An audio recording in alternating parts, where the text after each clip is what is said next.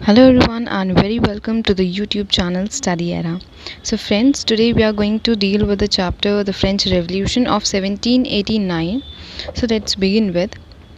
So in starting, if we talk about the condition of French that time in the time of revolution, then at that time in 1789, that time was considered by the historians as the important landmark in the history of mankind. There was a total rejection of old system of government, and the new system was trying to adopted. Okay, new society based on liberty, equality, and fraternity. And that time, although feudalism was disappeared, but its vestiges continued to dominate. Okay, the maxim that nobles fight, clergy pray, and people's pay no longer valid. उस time तक जो Nobel fight और clergy pray people पे ये जो एक system चलता था ना, वो चीज़ ख़त्म हो गई थी. जितने नोबल्स थे उन्होंने किंग के लिए लड़ना छोड़ दिया था. ऑल्दो वो अपनी पुरानी पार्ट्स को ही बहुत इंजॉय कर रहे थे, लेकिन एक नए स्टेटस के साथ एज कॉटियर्स. सिमिलरली चर्च ने 1/5 लैंड भी, फ्रांस का जितना 1/5 लैंड था वो चर्च के पास था, और वो रेवेन्यूज़ भी उसके इंजॉय करती थी. ठीक है. और बाकी जैसे कि जो बिशप्स और आर्क बिशप्स हुआ करते थे, क्योंकि वो बहुत ज़्यादा उस टाइम सबसे लग्जरी में वही रहा करते थे. सिर्फ उनका जो प्रोफेशन होता था वो सिर्फ उनकी ड्रेस से सिंबलाइज होता था. बाकी वो सारी एक लग्जरी लाइफ स्पेंड करते थे. लेकिन जो लोअर क्लर्जीज थे वो वैसे ही सिंप्लिसिटी और पॉवर्टी में रहते थे. 3 स्टेट्स में फ्रेंच डिवाइड था. First, second and third east states. तो फर्स्ट ईस्ट स्टेट जो था वो चर्च के थ्रू फॉर्म था, सेकेंड नोबल्स के थ्रू, और जो थर्ड था that was the bulky population of France, the poor bulky population. और थर्ड स्टेट की जो क्रीमी लेयर थी वो अपर मिडिल क्लास थी, जिसमें लॉयर्स थे, फिजिशियंस थे, टीचर्स थे, राइटर्स, मर्चेंट्स, ये सब थे. Okay. And it was this class only which agitated for the abolition of privileges. लेकिन जब वो कॉन्स्टिट्यूशनल मीन्स के थ्रू वो अचीव करने में फेल रहे तो उन्होंने रेवोल्यूशन का सहारा लिया. पीजेंट्स की कंडीशन बहुत ज़्यादा ख़राब थी उस टाइम. जैसे कि मैंने आपको बताया कि जितनी बल्कि पॉपुलेशन थी फ्रांस की, वो सब थर्ड ई स्टेट में आती थी, और वो सारी ऑर्डिनरी पीजेंट्स के थ्रू कंपोज थी. और वही सारा क्रशिंग बर्डन्स भी वही सारे जो है टैक्सेस पे करते थे. वो कैश में पे करते थे स्टेट को, लैंडलॉर्ड्स को, या फिर चर्च को. और जैसे कि कुछ काम कराना होता था उनसे, ऐसे रोड का कंस्ट्रक्शन वगैरह, तो उस टाइम भी उन्हें बहुत ज़्यादा ह्यूमिलिएट किया जाता था लैंडलॉर्ड्स के थ्रू. और कंपलसरी कर देते थे वो लोग कुछ एक some amount of salt compulsory होता था उनके लिए ख़रीदने के लिए. और अगर वो उस अमाउंट को, उस टैक्स को पे नहीं कर पाते थे तो दे वर पनिश्ड. ओके. सो ये इस टाइप का थोड़ा वहाँ पे रूल चल रहा था लैंडलॉर्ड्स का, और जितने अपर कास्ट थे फर्स्ट और सेकेंड ई स्टेट्स का. तो इसीलिए वो लोग बहुत गुस्सा थे और चाहते थे कि ये जो प्रिविलेजेस हैं फर्स्ट और सेकेंड ई स्टेट के, वो अबॉलिश हो जाए, और सारी जो एक सोसाइटी है वो लिबर्टी, फ्रेटर्निटी और इक्वलिटी पे चले. और इसी के चलते ये फ्रेंच रेवोल्यूशन हुआ था.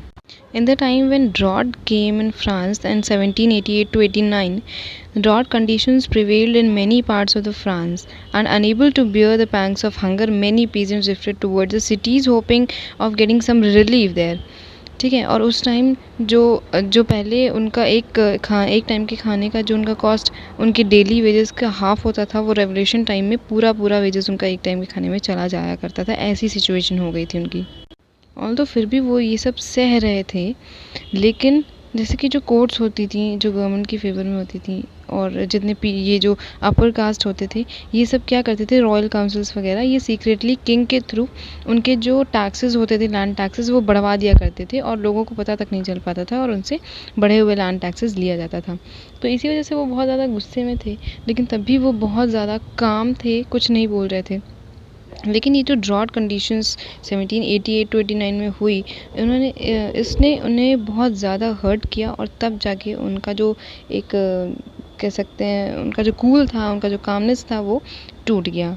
इसमें the roles of philosopher is the main और इसमें main 3 philosophers Voltaire, Montesquieu, Rousseau, ये बहुत मेन 3 फ़िलासफ़र्स हैं जिन्होंने फ्रांस की इस कंडीशन को उभार कर लोगों के सामने रखा ताकि लोग जागरूक हो सकें और अपना जो है अपने लिए लड़ सकें, अपने लिए स्टैंड ले सकें।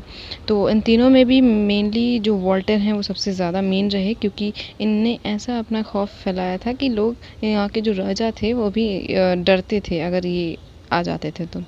The Walter held the attention of the educated France as no one else had been his prolific writing. As critic, poet, scholar, historian, dramatist, he highlighted in his themes the prevailing injustice of this time. Okay. और इसीलिए जितने भी बहुत ज़्यादा जो Kings हुआ करते थे या बहुत ज़्यादा रूलर्स हुआ करते थे, वो सब इनसे बहुत ज़्यादा डर के रहते थे, क्योंकि ये बहुत एकदम एग्जैक्ट बोलते थे। चर्च की करप्शन को और प्रिटेंशंस को इन्होंने लोगों के सामने लाया ताकि लोग असलियत जान सकें और उसके अगेंस्ट खड़े हो सकें। सब में से सिर्फ एक फ्रेडरिक द ग्रेट जो थे, उन्होंने ही इन्हें अपने कोर्ट में बुलाया था और इन्हें ऑनर्ड किया था बिना डरे। Now if we talk about Montesquieu, so his time period is from 1689 to 1755, and he was a lawyer and political scientist. ये बहुत ही साइंटिफिक टेम्पर के थे और इन्होंने अपनी जितनी भी आइडियाज़ थी वो इन्होंने अपनी book the spirit of law में लिखी। जिस तरह की भी सोसाइटी ये चाहते थे इस्टेब्लिश करना, वो इन्होंने अपनी स्पिरिट ऑफ लॉ में वो सारे आइडियाज़ इन्होंने रखे। और ये सबसे ज़्यादा सेपरेशन ऑफ पावर की हित में थे, क्योंकि ये जानते थे कि अगर सेपरेशन ऑफ पावर्स होगा तो लोगों का जो फंडामेंटल राइट्स है वो प्रोटेक्टेड रहेगा। इसलिए सबसे ज़्यादा सेपरेशन ऑफ पावर को ये लाना चाहते थे और इसका जिक्र इन्होंने अपनी स्पिरिट ऑफ लॉ जो इनकी बुक है, इनका वर्क है, उसमें भी किया है। नाउ जीन जैकस रूसो, ये जेनेवा में बॉर्न हुए थे और इनका जो नेटिव प्लेस था, इनकी वजह से, इनके जो थॉट्स थे उस वजह से इन्हें वहाँ से निकाल दिया गया था। ये बहुत ही हाईली इमोशनल टेम्परामेंट के थे और इनजस्टिस और क्रुएलिटी इन्हें बहुत ज़्यादा तकलीफ देती थी। और इसीलिए इनका एक सोशल कॉन्ट्रैक्ट जो इनका बहुत फेमस वर्क है, उसमें इन्होंने अपने बहुत सारे आइडियाज़ को जगह दी है। This time period was between 1712 to 1778।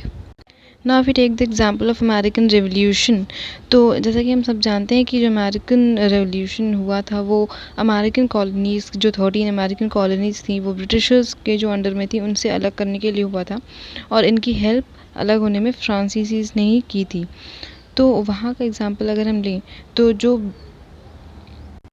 Americans थे वो नहीं चाहते थे, वो जानते थे कि जो ब्रिटिशर्स हैं वो बहुत ज़्यादा हाई टैक्सेस उन पे इम्पोज कर रहे हैं और इसी वजह से वो उन्होंने ये वॉर की थी। ठीक है, तो जाहिर सी बात है कि उन पे इतने टैक्सेस लग रहे थे, तब उन्होंने रिवॉल्ट कॉज की। तो फ्रेंच तो बहुत ज़्यादा तकलीफ से गुजर रहे थे, तो उन्हें तो रिवॉल्ट करना ही करना था। ठीक है, और फ्रांस ने ही उनकी मदद की थी ब्रिटिशर्स से अलग होने में। जैसे कि यहाँ पे क्या था फ्रांस में कि किंग जो था वो पावर, उसके पास ये पावर थी कि वो किसी को जीवन दान या डेथ का भी इशू कर सकता था। तो ये चीज़ बहुत ही ख़राब थी यहाँ पे और इम्प्रिजन कर सकता था बिना किसी ट्रायल के। तो ये चीज़ बहुत बुरी थी वहाँ पे और इसीलिए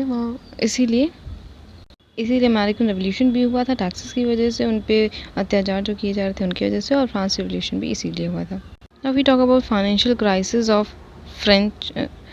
तो वहाँ पे क्या था कि फ्रांस की हालत तब ज़्यादा ख़राब हो गई थी जब एक तो पहले ही उसका इतना वो क्राइसिस में चल रहा था, ऊपर से उसने अमेरिकन्स की हेल्प की थी, तो वो ज़्यादा प्रॉब्लम में आ गया था। अमेरिकन कॉलोनीज़ की हेल्प करने की वजह से ज़्यादा उसको वो डेब्ट में चले गए थे। और उसके बाद जो लुईस 16 आए, जिनकी वाइफ क्वीन मैरी एंटोनियट, उनकी वजह से बहुत ज़्यादा प्रॉब्लम्स खड़ी हो गई क्योंकि वो रॉयल हाउस होल्ड से थी और उनके एक्सपेंसेस कम नहीं हो रहे थे, जिसकी वजह से पब्लिक पे और ज़्यादा हाई टैक्सेस लगा दिए गए, क्योंकि भरना तो पब्लिक को पड़ रहा था और नीड्स जो थी वो क्वीन और किंग की पूरी की जा रही थी। कंडीशन ये हो गई थी कि किंग का जितनी भी सैलरी थी उसका हाफ जो था वो डेब्ट, यानी कि जो खर्चे थे, जो उधार थे, वो सब चुकाने में चले जाते थे। 50% उधार में चले जाते थे उसके। ठीक है, तो ये कंडीशन वहाँ पे आ गई थी, बहुत ज़्यादा मिजरेबल कंडीशन हो गई थी पीजेंट्स और वर्कर्स की और कॉमन लोगों की। ठीक है, कई लोगों ने सोचा कि अगर यहाँ पे ऐसी कंडीशन है तो हम बाहर निकल के कहीं कमाने जाएंगे पेरिस जैसे सिटी में, लेकिन वहाँ पे भी कंडीशंस कुछ ज़्यादा अच्छी नहीं थी। लुई 16 की बात करें तो वो 1774 में आए थे क्राउन के अंडर में, और बहुत ही सिंसियर और ऑनेस्ट थे, बट वो उस टाइम के चैलेंजेस को मीट नहीं कर पा रहे थे, उस टाइम के चैलेंजेस के साथ नहीं लड़ पा रहे थे। जो मैरी एंटोनियट थी ये एक ऑस्ट्रियन प्रिंसेस थी, और क्योंकि ये एक फॉरेनर थी इसलिए जो फ्रेंच के लोग थे वो इन्हें पसंद नहीं करते थे, और इन्हें भी लोग कॉमन पीपल की मिजरेबल कंडीशंस के बारे में कुछ पता नहीं था, जिसकी वजह से ये अपने एक्सपेंसेस में कोई कमी नहीं ला रही थी, और कॉमन जो लोग थे वहाँ फ्रांस के वो बहुत ज़्यादा सफ़र कर रहे थे इस चीज़ से। उसके बाद हम बात करते हैं कुछ कंट्रोलर जनरल ऑफ फाइनेंसेस की फ्रांस के। तो सबसे पहले टारगेट रहे 1774 टू 76 में, जो कि controller general of finance appoint हुए थे। उन्होंने इस ड्रास्टिकल सिचुएशन को देखते हुए कुछ पॉइंट्स दिए, लेकिन जो फर्स्ट स्टेट और सेकेंड स्टेट के खिलाफ उन्हें लगे इसलिए उन्हें हटा दिया गया। ठीक है, तो उन्हें डिसमिस कर दिया गया, और जैकस निकर एक जेनेवा बैंकर थे, उन्हें as a director general of finance 1777 June में अपॉइंट किया गया।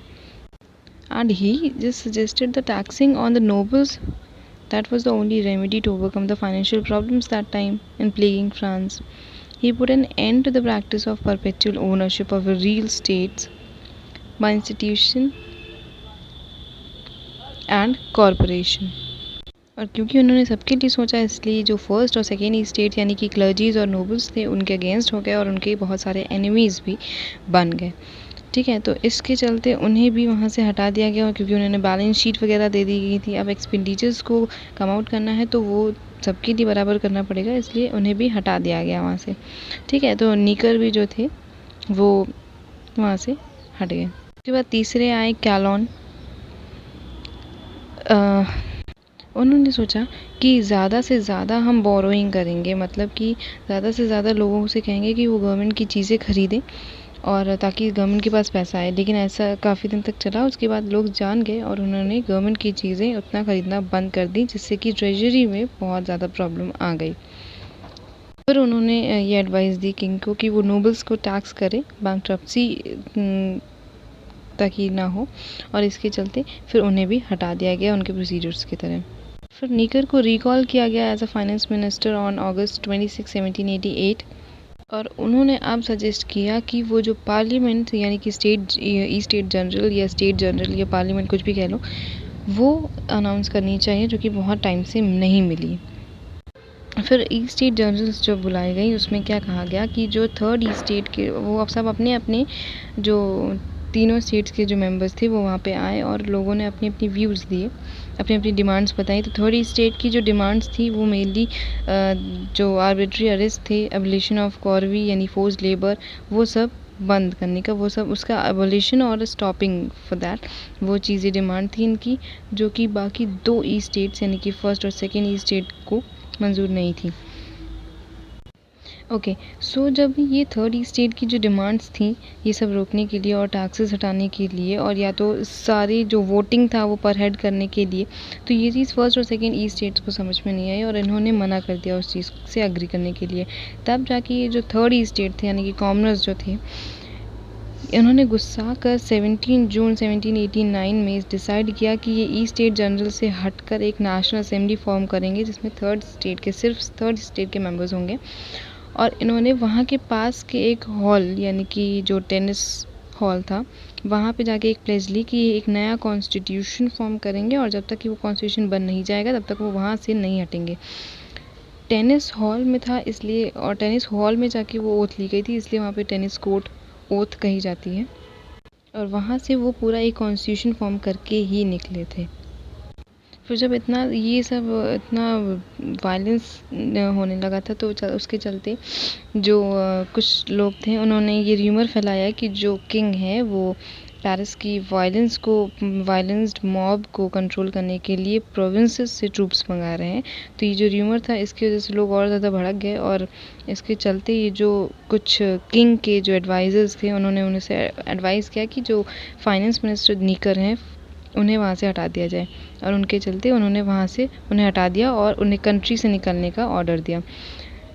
The dismissal of Nicker and the subsequent order to expel him from the country brought about instantaneous and violent reaction from the Paris mob, which had already came under the influence of great demagogues.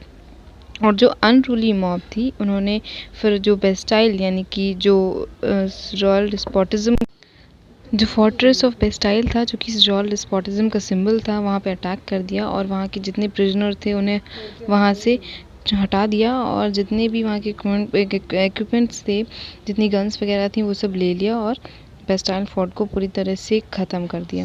और अब जो Paris की जो Portuguese थे उन्होंने एक city government form की है जिसका नाम पेरिस कम्यून रखा गया और हर सिटी में ऐसे छोटी छोटी म्यूनसिपल गवर्नमेंट्स बनने लगी, ठीक है। और फिर नेशनल गार्ड्स जो थे उन्होंने क्या किया, ये जो बॉर्बन फ्लैग था वहाँ का उसे हटाकर ट्राई कलर फ्लैग अडॉप्ट किया गया जो कि रेवोल्यूशन का फ्लैग ऑफ रेवोल्यूशन कहा गया जिसे। बहुत सारे जो उनके ब्रेड के जो प्राइसेस रोज़ हो रहे थे उसे डाउन करने के लिए बहुत सारे ऐसे सजेशंस दिए गए लेकिन किंग ने सारे रिजेक्ट कर दिए और जो रेवोल्यूशनरी थे इस वजह से और ज़्यादा गुस्से में आ गए क्योंकि उन्हें तो कोई फ़र्क नहीं पड़ रहा था, फ़र्क तो कॉमनर्स को पड़ रहा था। फिर क्या हुआ, जो क्वीन थी, क्वीन और किंग के बारे में ऐसा र्यूमर फैला कि क्रैक रेजिमेंट को ऑनर करने के लिए वहाँ पे बुलाया जा रहा है, सारी अरेंजमेंट्स की जा रही है और वहाँ पे उनका फ्लैग जो था यानी कि जो ट्राई कलर उनका रेवोल्यूशन का फ्लैग था वहाँ पे उसकी उसकी इज़्ज़त नहीं की गई। इसके चलते वहाँ के लोग बहुत ज़्यादा गुस्से में हो गए। पेरिस की जितनी भी वुमेंस थी वो बहुत सारी वुमेन, थाउजेंड ऑफ वुमेंस ने पेरिस से वर्साइलेस मार्च किया और वहाँ जाकर जो पैलेस था किंग और क्वीन का वहाँ पे जाके अटैक किया। वहाँ की गेट्स थे वो तोड़ दिए, गार्ड्स ने रोका तो गार्ड्स को भी उन्होंने मारा पीटा और जब क्वीन ने ये देखा तो क्वीन किंग के पास जाकर किंग को जाकर उन्होंने सब बताया, वहाँ पे जाके छुपी। लेकिन किंग, क्वीन और उनके जो एक बेटे थे उन सबको लेकर जो जितनी वुमेंस थी, जितना मॉब था पेरिस का, वो सब उन तीनों को लेकर वर्साइलेस वापस आ गए और उन्होंने आते समय कहा that we are bringing back the baker's wife and the baker's son। ये इसलिए कहा उन्होंने क्योंकि जब ये जो वुमेंस का जो मॉब था जो कि गया था वहाँ पैलेस में, तब इस मॉब को देखते हुए जो ये लोग कह रहे थे कि हमारे जो प्राइजेज़ हैं जो ब्रेड के उतने बढ़ाए क्यों जा रहे हैं, नहीं हो पा रहा है इतना कि हम लोग एबल नहीं है कि हम लोग उतने प्राइस में ब्रेड को खाना खा सकें।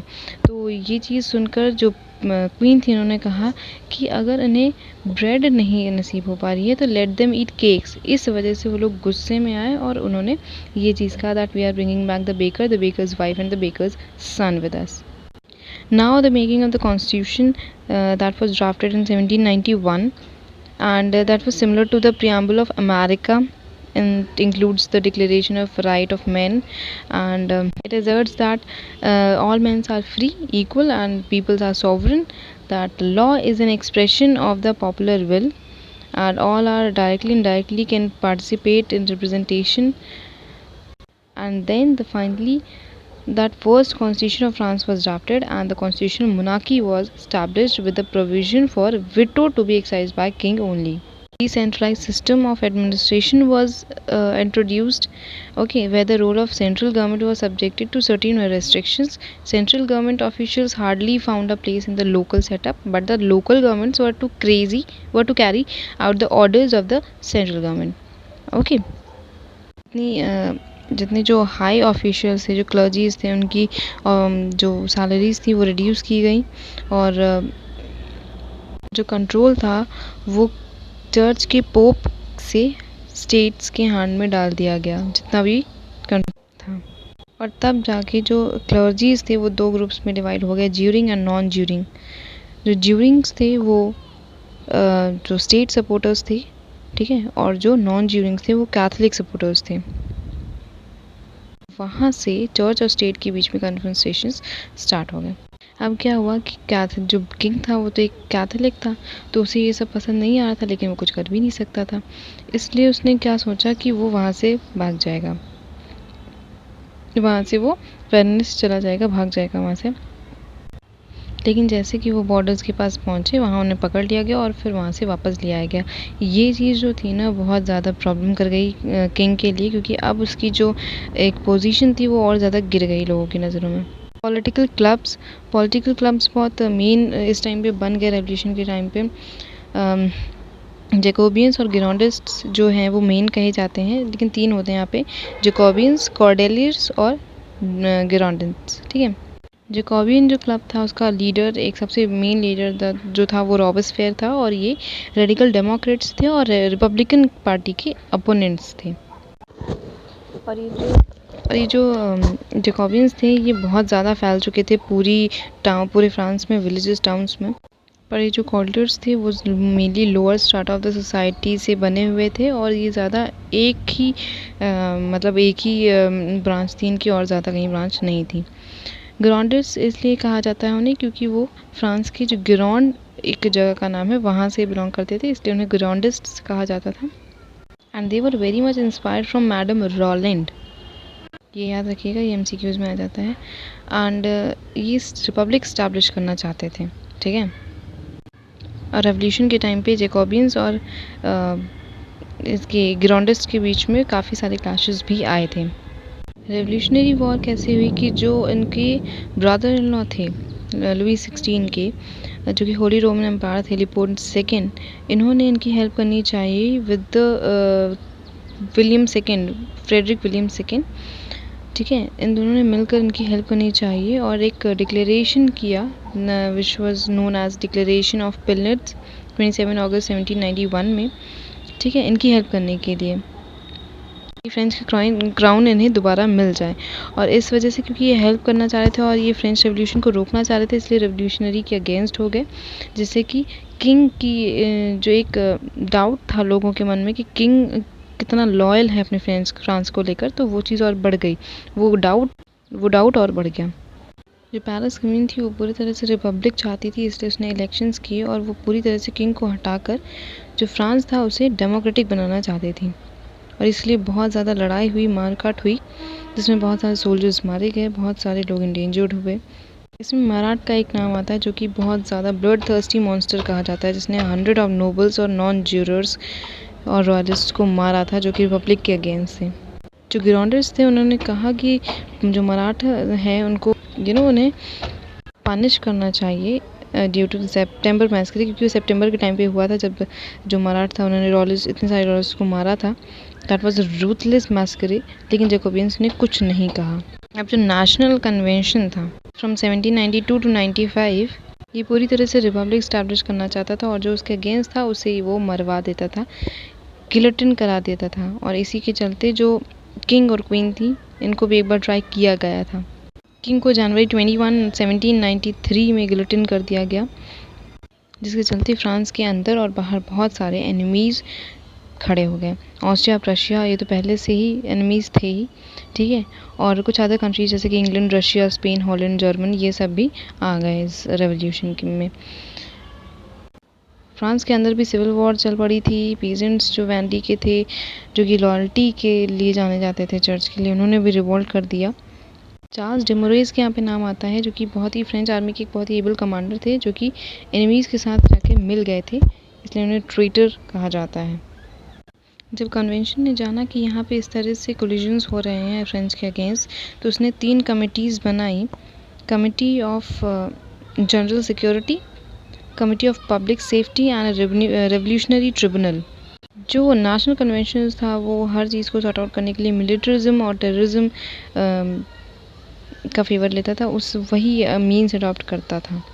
ठीक है, और जो जैकोबियंस थे और गिरोंडिस्ट वो मराठ अफेयर्स के चलते एक साथ नहीं हो सके, क्योंकि गिरोंडिस्ट जो थे वो मराठ के अगेंस्ट में थे, लेकिन जैकोबियंस उनके फेवर में थे क्योंकि वो उसी का एक मेंबर था। ये जो नेशनल कन्वेंशन था वो एक तरह से पेरिस कम्यून के अंडर में आ गया था, और ये बहुत ही वर्चुअल डिक्टेटर बन चुका था। ठीक है, ओवर द नेशनल कन्वेंशन, और इसके चलते जो गिरोंडिस्ट थे वो भी बहुत ज़्यादा अरेस्ट किए गए, क्योंकि वो उतने ज़्यादा फेमस नहीं थे, और इसलिए उन्हें दबा दिया गया। रेन ऑफ टेरर जो 5 सितंबर 1793 से 27 जुलाई 1794 तक कहा जाता है, वो यही था कि जो नेशनल कन्वेंशन था वो क्योंकि मिलिट्रिज्म और टेररिज्म पे बिलीव करता था, इसीलिए बहुत सारी क्राइसिस को से मीट करने के लिए उसने एक तरह से टेररिज्म फैला दिया था कंट्री में। उसने अच्छे काम भी बहुत ज़्यादा किए, लेकिन बहुत ज़्यादा सख्ती के साथ पेश आया वो लोगों के साथ। जो भी रिपब्लिक के अगेंस्ट होता था वो उसे मरवा दिया जाता था, उसे गिलोटिन करा दिया जाता था। और इसी के चलते जो क्वीन थी उन्हें भी गिलोटिन करा दिया गया।